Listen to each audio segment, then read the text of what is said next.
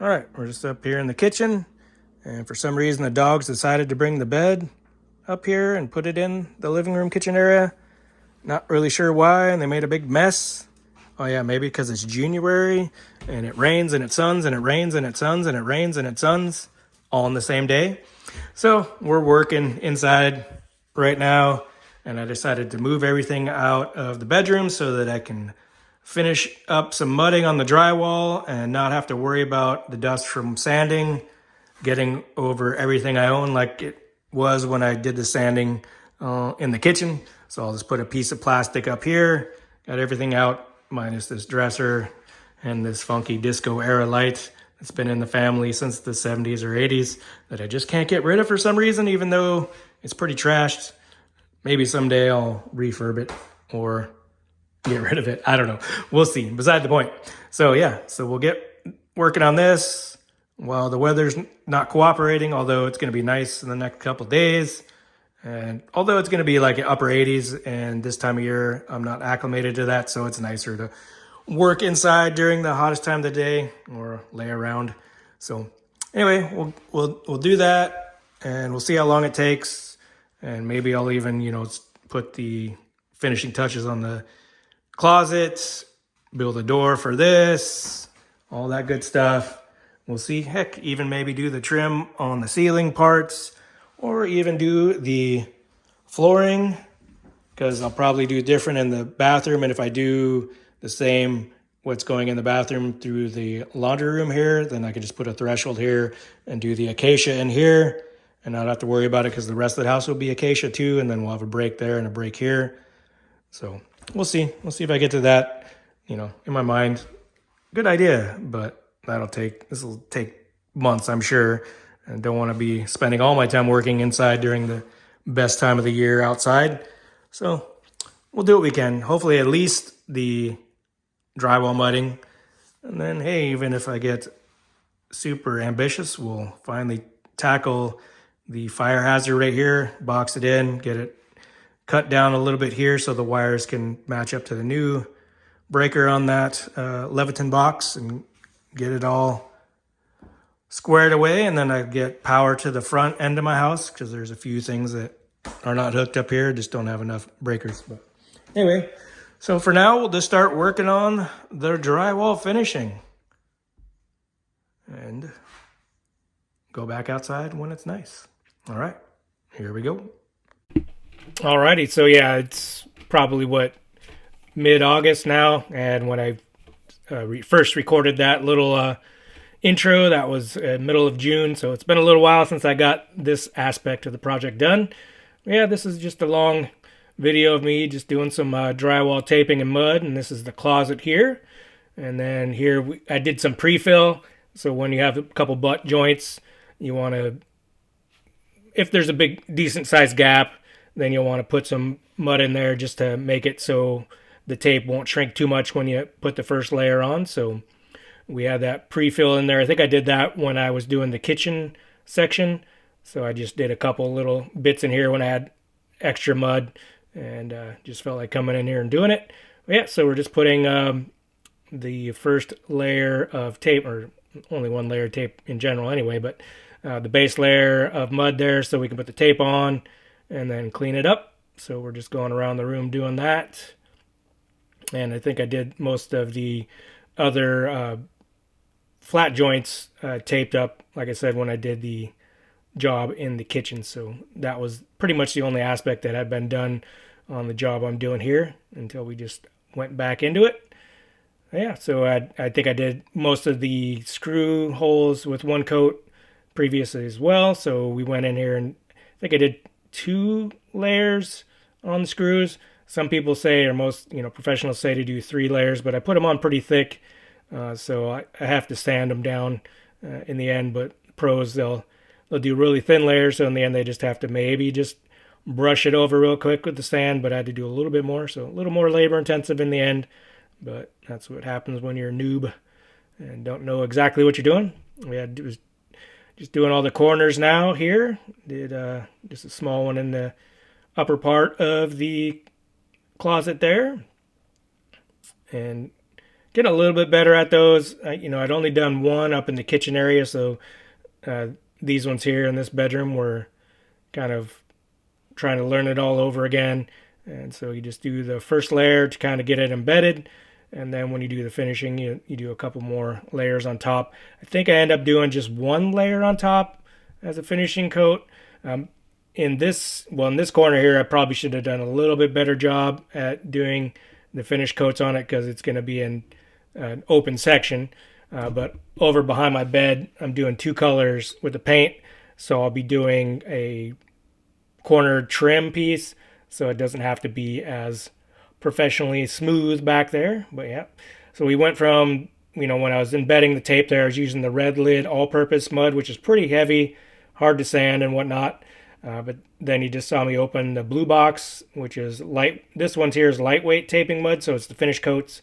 So since we already have the tape in with the first layer of the embedding, now we're putting the first layer of the finishing. And, it's a little bit easier to put on and a little bit easier to sand. Mix it with a little bit of water to give it a little bit easier to work with feel. And then you just use this. A lot of people use a float, but I use this knife here. It seems to work best for me. I think if I did this full time, I might switch to a trowel. But, just doing it here with this one. I started out with the little 6-inch trowel or knife, if you saw it there, and then I went to the 12-inch or 10-inch, I think it might be. But yeah, just doing a quick sanding of all the screw spots, and then that first layer of the finish mud, sorry. And then here we're doing a second layer. Actually, no, this on that bedroom wall there, or the back of the bed, I think was the first layer, but this one here might be my second coating. And then here's a new day, so I think we're doing the second coating on this one here. So put that on there. You can see it's a new day because I got a different shirt on. And it's weird how, you can only get so much done, then you got to wait for it to dry. So yeah, this takes, a long time because you just got to do a lot of waiting for things to dry. So I don't know how the pros do it, if they can do more than one layer or something in a day or not, but not this, noob homeowner that doesn't know what the heck he's really doing, but, he's doing the best I can. And again, if you want to learn how to do this on your own, I suggest looking at the Vancouver Carpenters page. I think I've mentioned them before when I was doing the kitchen section. But yeah, if you haven't watched that one and you're just watching this one, go check out his videos if you haven't, because he's a pro and he's very good. He's got a good speaking tone, good presentation. So he's, I learned a lot from him. Not doing everything the way he says to do it, because he's, as long as you get it done correct in the end, you use your own techniques, whatever feels good to you. And so we're just doing it how I feel it works best for me. And here we're just putting the first finishing coat on the butt joints too. And I think I talk about it here in a minute on how well I did or didn't do, if it's flat or if there's still some angles to them. But yeah, so here's the only finish coat I put on here. And I use this little Y-shaped finishing tool on here, which again the pros kind of laugh at, but I think it's pretty cool because then you can kind of do both sides all at once, because a lot of times people will do one end, let it dry, and come back and do the second one. But yeah, worked for me. So anyway, we'll give a little breakdown of how well these joints did, and we'll get back to you after that.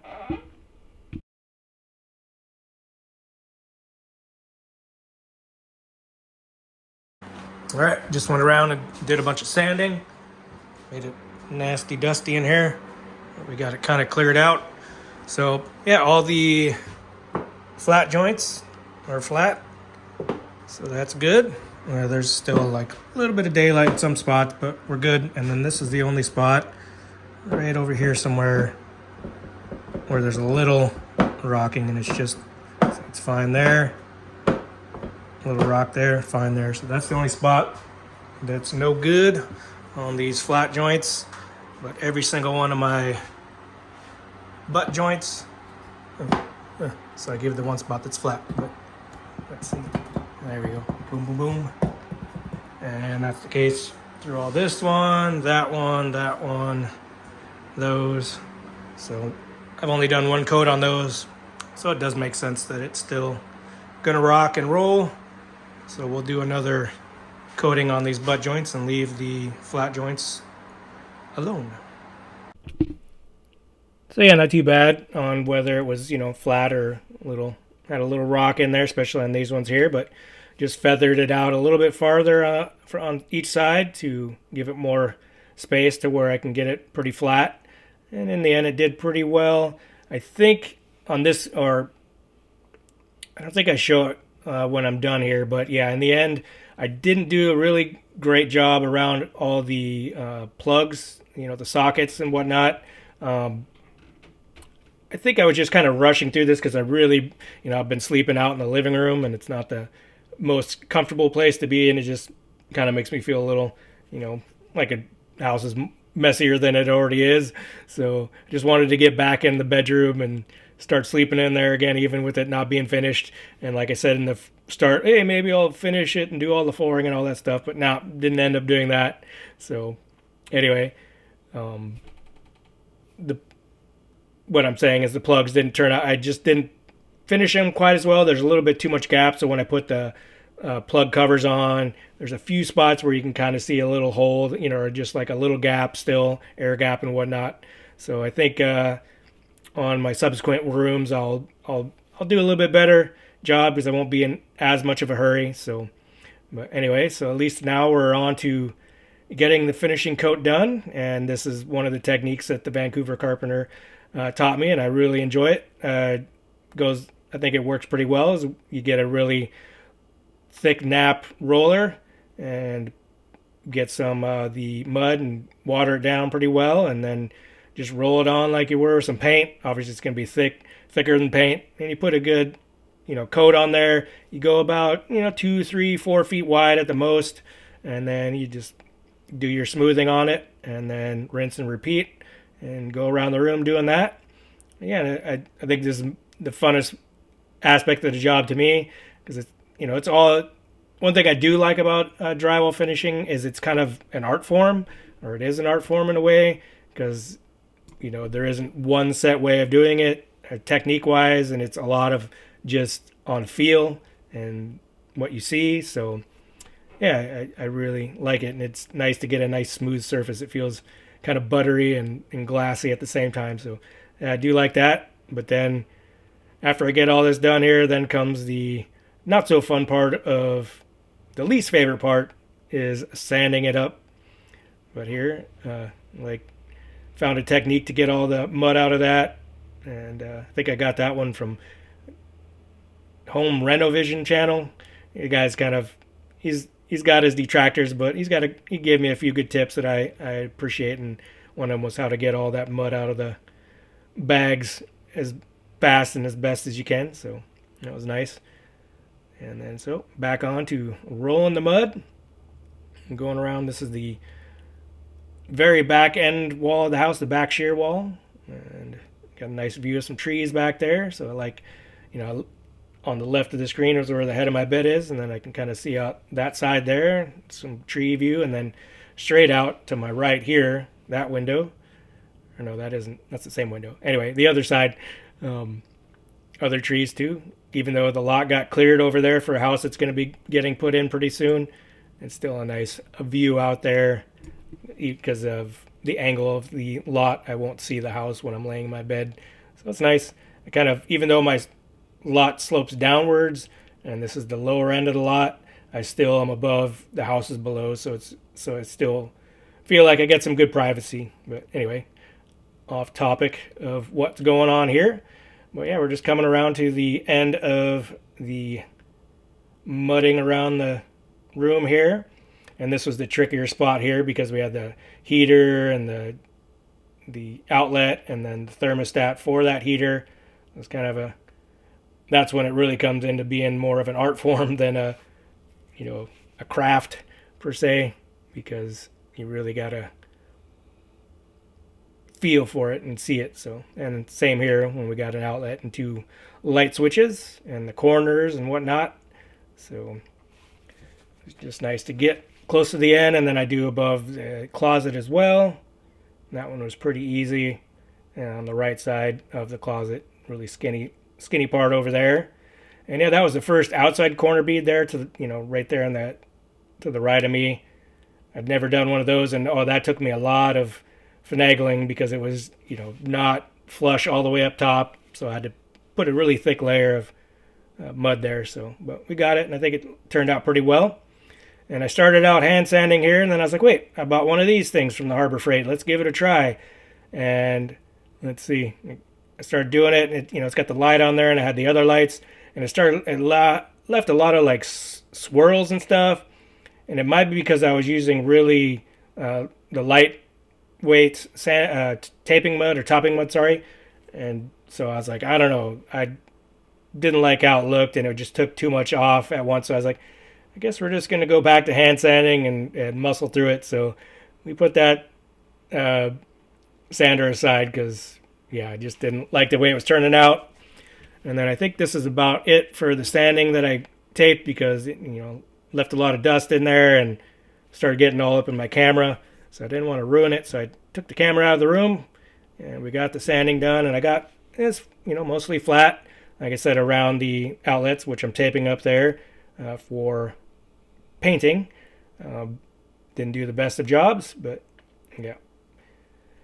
So this is just the PVA, I believe is what they call it. So drywall primer. Seems to me it's just like a thicker coating of paint, kind of almost like a gel.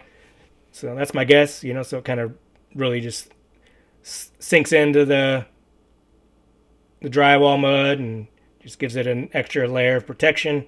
So yeah, we just go around the room here, and this wall I had to make sure was really good on being flat because I knew I was going to do a darker color on that wall there at the headboard of my bed. So it's going to be like an accent wall per se. I'm not going to have any fancy like wood trim in there other than the sides, but it's just going to be a really darker color. So if it's not flat and there's like, you can see screw marks or whatnot or scratches and whatnot, they'll really pop out with a darker color in there. So I had to make sure that one was well done, and I think it turned out pretty well, except again, just two little spots around the outlets, but it is what it is. And I'd show just one layer of doing the drywall primer around here. In the end, I do two, but you saw one. No need to show the second. But yeah, so we get that done, and still got to do the wiring box, but we got it all finished up around that as far as the drywall in, so when I case it in, I won't have to worry about it too much. Yeah, so that was fun. And we've gotten a little bit farther. I got the bed back in there, and I did paint it, and we'll make a video out here pretty soon showing all that. But hope you stuck around and listened to my rambling, and we will catch you on the next one. All right, y'all. Thanks for hanging out, and take care.